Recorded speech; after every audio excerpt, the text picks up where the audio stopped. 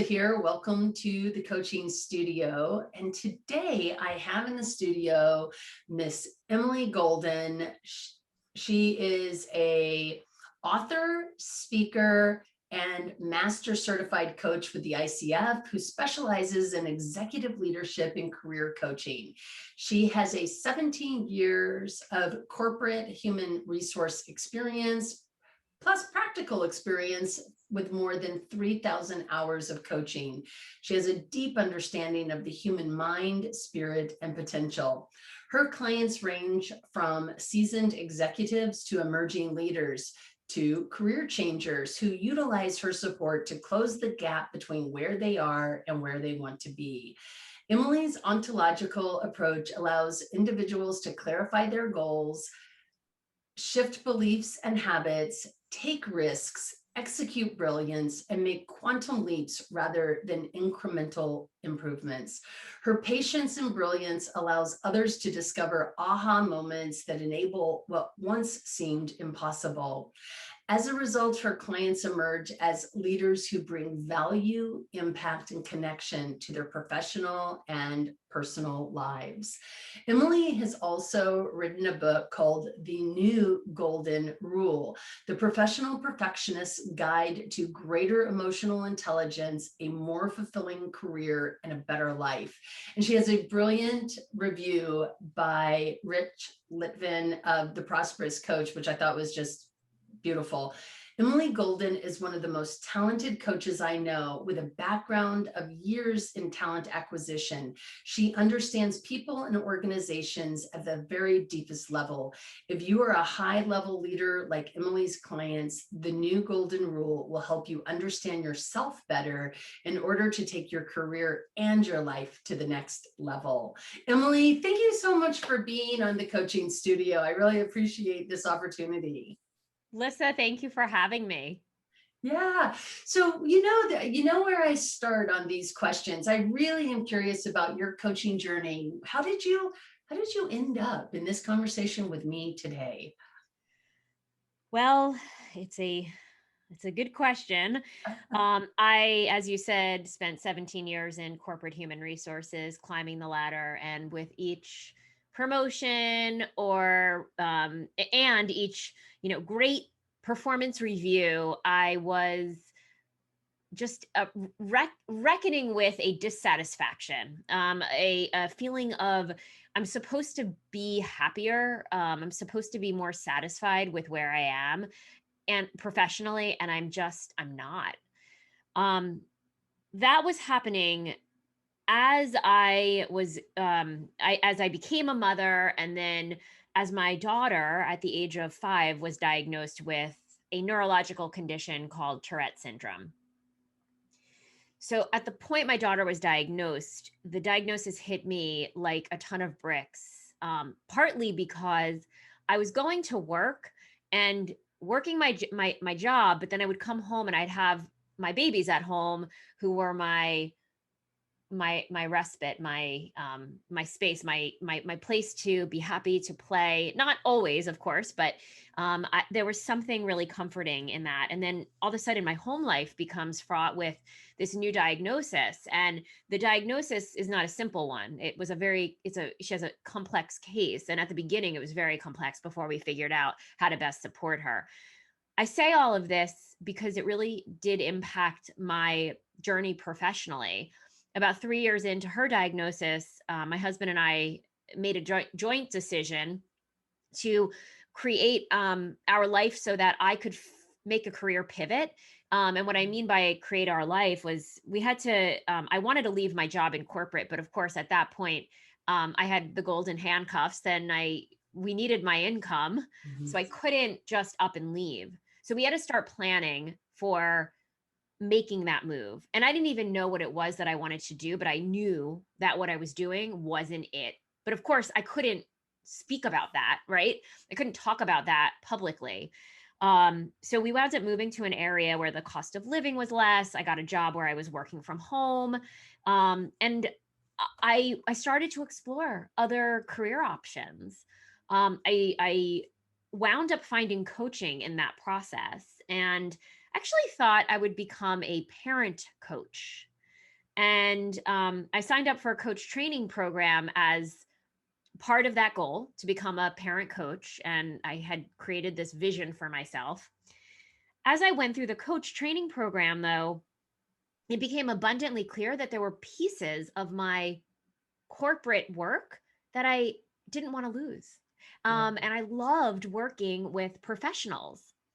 So fast forward, I found myself desiring a role as a leadership, career, and executive coach. The rest is pretty much history. I started the coach training program while I was still working full time. I started building my coaching practice at night and on the weekends, and the journey. I quickly, about a year into building my coaching practice, was able to leave my full time work and make that pivot.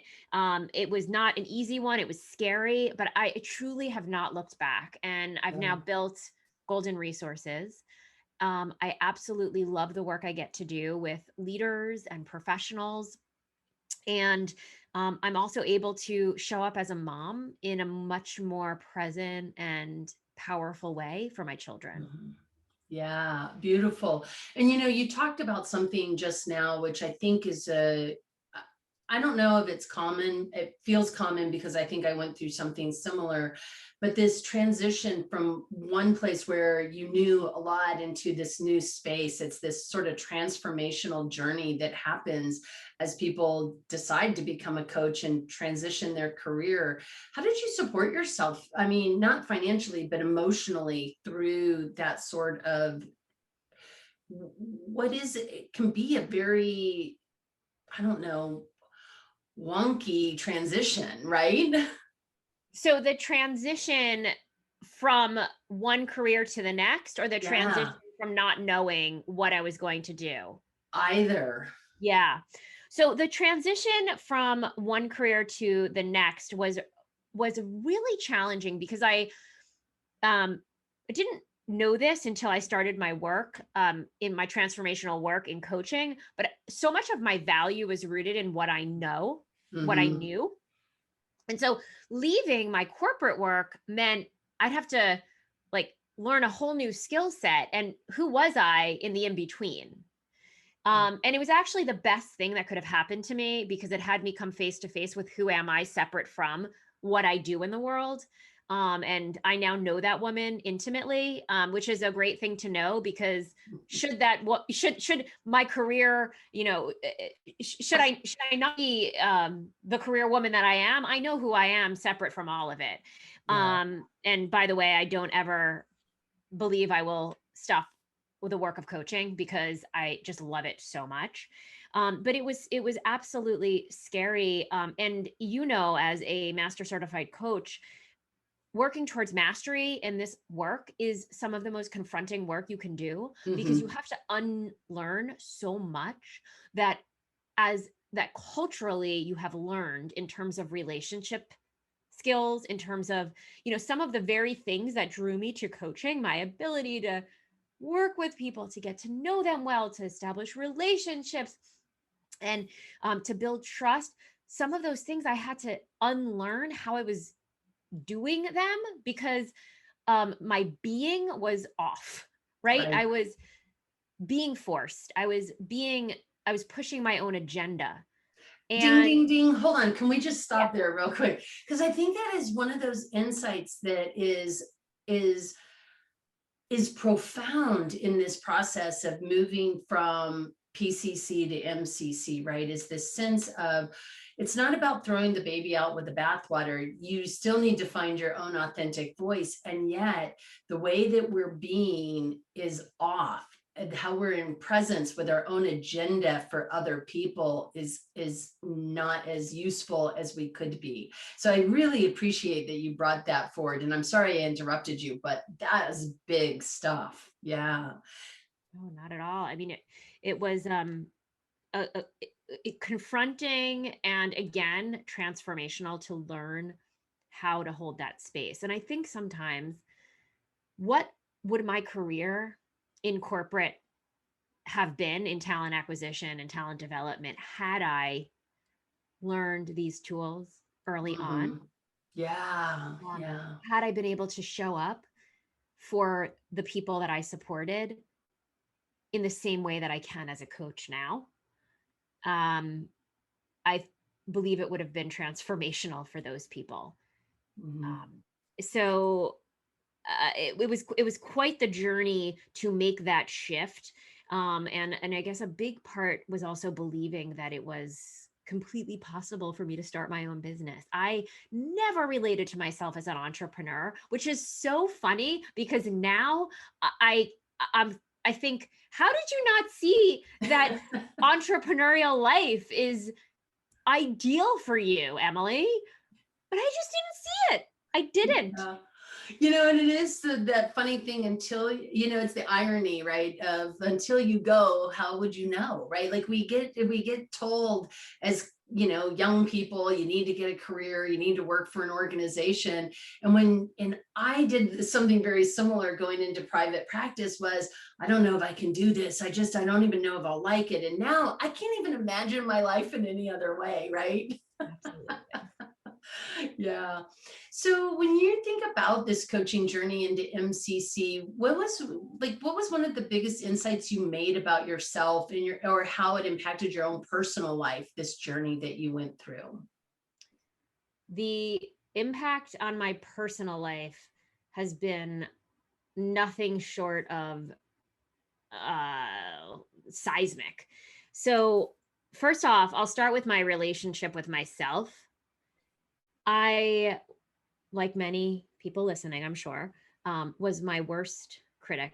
I was so hard on myself, and I thought that that was the way to achieve excellence. Like, just beat yourself up or talk negatively to yourself. And though I wouldn't have ever articulated it that way, I would have said, no, I'm nice to myself. I really was not very nice to myself. Like, I would use willpower and push and burn to achieve success. And I was unhappy. Like, I was truly unhappy. So I learned to rebuild the relationship with myself. I learned to really truly get to know what it is that I desire, what it is that I love. A Mhm. lot of the time, I would reflect on what lit me up as a kid because I batted away a lot of that. My parents did the best they could, and I had a lot of desire to be creative and to work with animals and all of that, and it just didn't fit into our life when I was growing up. Mhm. So I lost connection with that, right? So I reconnected, and what did that light up in me? um so rebuilding the relationship with myself, create space. I am an extrovert, though I have a lot of introvert tendencies. I love to sit in quiet. I love the silence. I love time alone. I love time with my thoughts. So that has been transformational. My relationship with my husband, I think back to the early years of our marriage where I tried to change him. I worked really hard, in fact, to change him. I wanted him to be, I wanted him to be someone that he wasn't, which is so ironic because I married him for exactly who he is. But I couldn't see that my own inability to be with myself was being mapped onto like changing him. Like, oh, you should exercise more. Oh, you should work more. Oh, you should, right? All of these shoulds. Not a good look in a marriage, by the way, at Yeah, all. not a very good look in any relationship, by the way. At all. So my marriage has transformed. And it's interesting because the very things I married him for were the very things I came back to as like what bonds us together. He is my anchor. He is my biggest fan. He is my biggest support. And it is he who has really supported me to be able to grow this business the way that it has. And we are truly in a partnership, and I'm so proud of that. In terms of personal life as well, my kiddos, I think about them. I think about the mother that I am today that I would not be without this work. Yeah. I am able to relate to my children as their highest and best. Both of them have Tourette syndrome. Both of them have different special needs. Both of them have things that they're amazing at and things that are real challenges for them, we don't spend time focusing in the areas that are the challenges. We spend time building the muscle around what they're great at and really Mhm. sinking into how they can do more of that and be more of that. Both of my kids will often say things and then say, oh, that's because my mom's a coach, that I talk that way because my mom's a coach.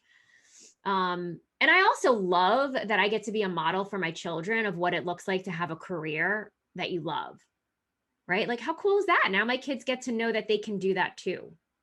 Yeah, I think that's beautiful too, because I think that for most of us, it is a monkey see, monkey do experience, this whole human being thing.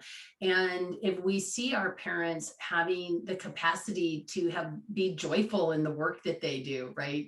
It opens a window of possibility for us too. And I think that's beautiful that you're modeling that. And one of the things that came up as you're talking about sort of how you focus with your kids, I'm thinking about some of the work by Richard Boyatzis out of Western Case University, and really looking to the positive emotional attractors, right? Like, what do you do well? How do you leverage that? How might you be able to use that skill in this other place? Like, how do you learn from what you've done versus wrong, wrong, wrong, wrong, wrong. And I think we grow up in cultures, and I don't care what culture you grow up in, pretty much any human culture, where we're designed to notice what we don't like. So parents spend a lot of time noticing what they don't like. I think coaches spend a lot of time noticing what they think the client needs to do differently. And therefore, going back to your earlier comment, it becomes that sort of agenda push, right? That they've got, like, if you would just do this. I even remember hearing a coach say something, and no judgment of the coach, a very young coach, but if you want what I have, you need to do what I do. And it sort of comes out of this Alcohol Anonymous sort of perspective of, if you want to be sober, then you need to not drink, right? Which is true, right? It's pretty simple. And yet that doesn't cross all ways of being, right? Because we're each such a unique thumbprint or fingerprint of who we are, qualities and capacities. Absolutely. There's something really incredible about celebrating successes and celebrating what we do well. And I think we have, especially in our culture, I'm going to call it, for lack of a better term, an addiction to what is broken, what is wrong, and what needs to be fixed. And frankly, I spent way too much time in my life trying to fix and perfect myself. And my daughter being diagnosed at the age of 5 was like the wake up call that I needed, because I would have created her in my image. And let me tell you, she is not in my image at all. She is in some of the best ways, I think, but she is the first person to say, I love my body. I love myself. I accept myself wholly and fully. She has a she has a medical condition that has a physical manifestation, right? Who better to learn that lesson from than her? Yeah, yeah, God, and it's true too. And what a gift it is to bypass all that negative internal dialogue around being good enough and whatever ideas of perfection we might show up in the world with. Excuse me, sorry. How do you keep your coaching passion alive? I mean, I really hear the passion in your voice as you're talking. How do you maintain that and keep that alive in yourself? Well, the honest response to that is I am a deeply passionate human. And so I will always find passion in the work that I do. I even found passion in the work I didn't love when I was in my corporate Yeah. days.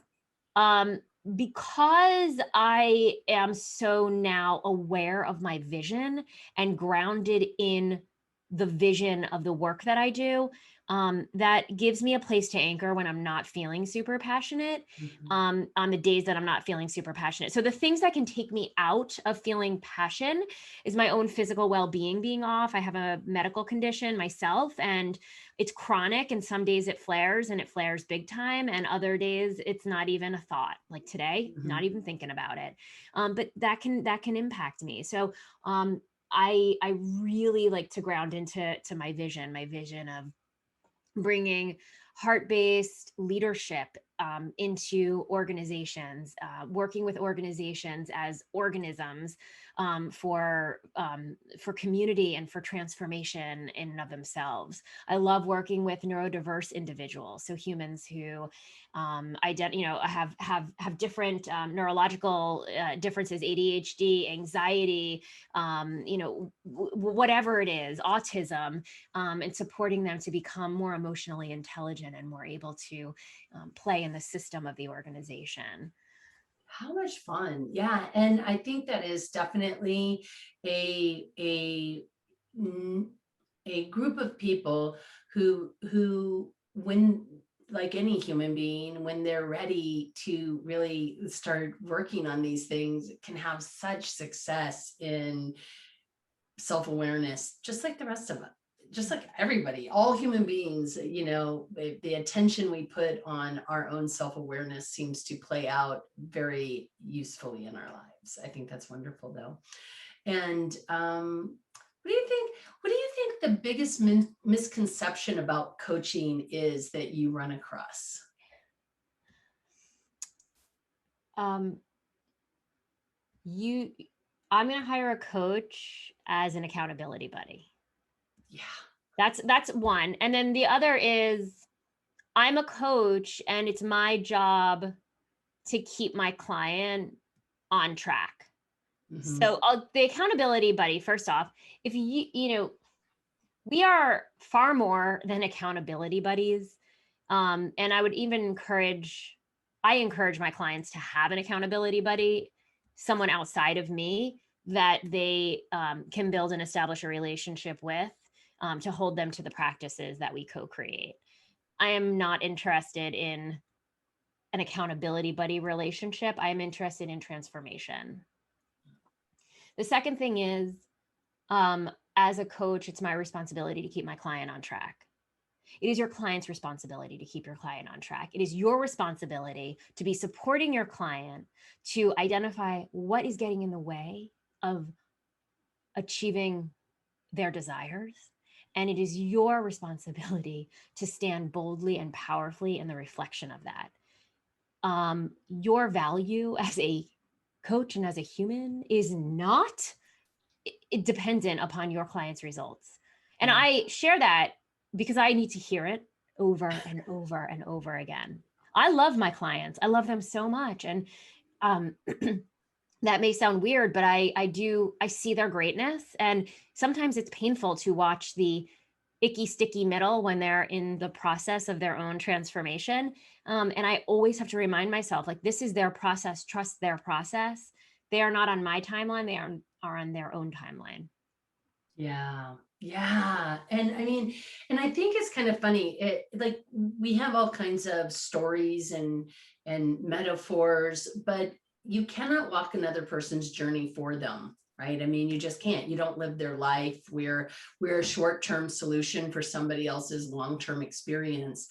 And I think there's this sort of hubris that shows up in thinking that we know what's best for them. But this accountability piece, I hear this a lot also. And I remember one time I was having a sort of a chemistry conversation with somebody. I imagine you have had some of these, where the person said, what I'm really looking for is an accountability coach that you'll really hold my feet to the fire. And I just started laughing. I'm like, I am not going to be that for you. That is not what I do.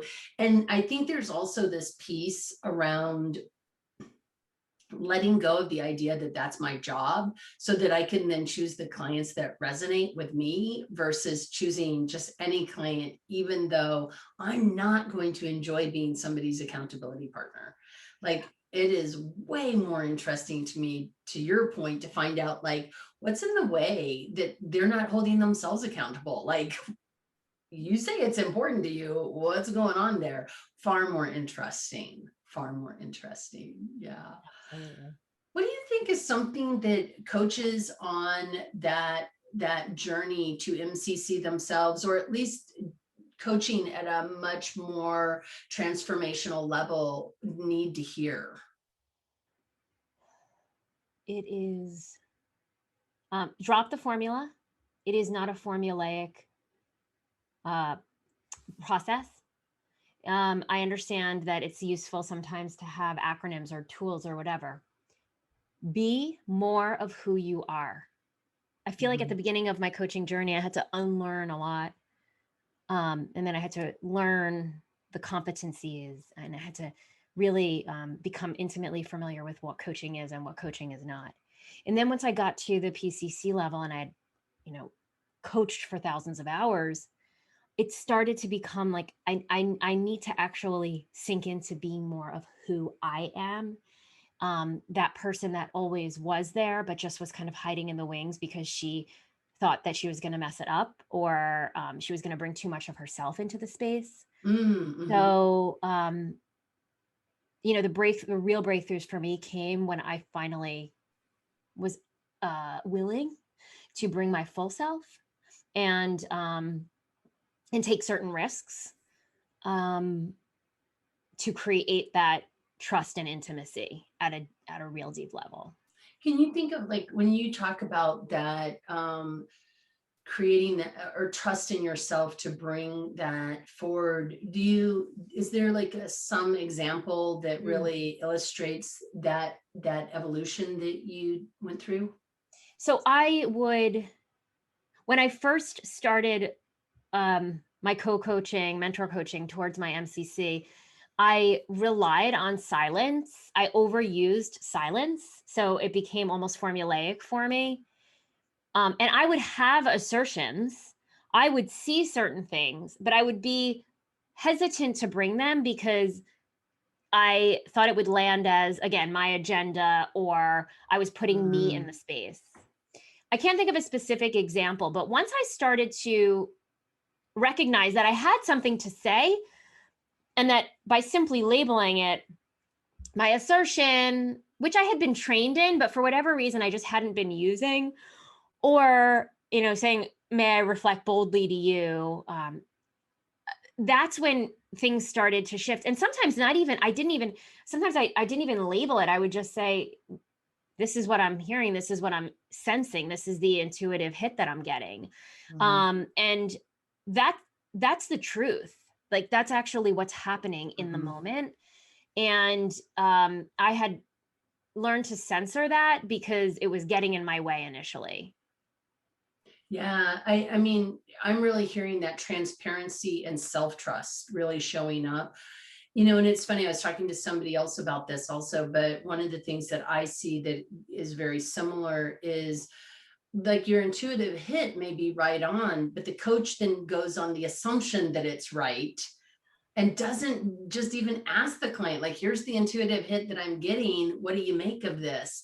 And then the client's always a choice to go, no, not me. Maybe that's I don't know how that applies. And then it's really funny too, because sometimes when they say that, several sessions later, they may come back and be like, that intuitive hit that you had like 2 or 3 sessions ago, I think we need to talk about it now. Have you ever had that experience happen where they weren't ready in that moment, but because you shared it transparently, but then weren't attached, like, no, we really do need to explore this, they come back later when they've had a chance to sit with it, right?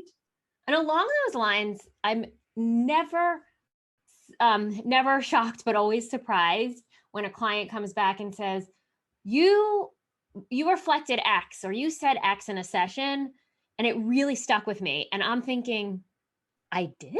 Yeah. What? I said, or I don't remember saying that, or, wow, of all the things that came out in that session, that's the thing that landed with you? Huh. And that's it, Emily. That is exactly it, which is, we can never assume we know what's going to light up the client's brain, right? We have to just ask them. We have to throw things out there and see what lights them up and not be attached to it. I love that. It's beautiful. Yeah. So tell me, what are you up to in your world today? What are you doing? So, a few exciting things. First off, I am registering for a free webinar on the three lies you've been believing that keep you in a professional rut. And after that webinar, there will be an opportunity to enroll in an online training program that I have created based on my book, The New Golden Rule. And I'm very excited about it. It's the New Golden Rule, a professional's journey into personal development. So it's all about, my assertion is that the best leaders are doing their own personal development work. Yeah. So this is access to that. So that's one thing I'm up to. Second thing I'm up to right now is spending more time working inside of organizations. I've got a few corporate clients that I just am so excited to be partnering with, both individually and on, workshop and training levels. I have a team of other coaches that I'm so blessed to be able to get to partner with under the Golden Resources umbrella. And then the third thing that I'm working on that I'm really excited about is I'm going to get certified as a breathwork coach. I, during the pandemic, started to hone a breathwork practice. And I have found it to be an incredibly powerful healing modality and manifestation modality. I can't describe it any other way, but since I started the breath work, there have been certain like a new level of intuition that has begun to take hold in my practice, and I want to hone that. So in addition to the breath work, I'm also working with a coach specifically around developing the spiritual side of life. Yeah, I love that intersection.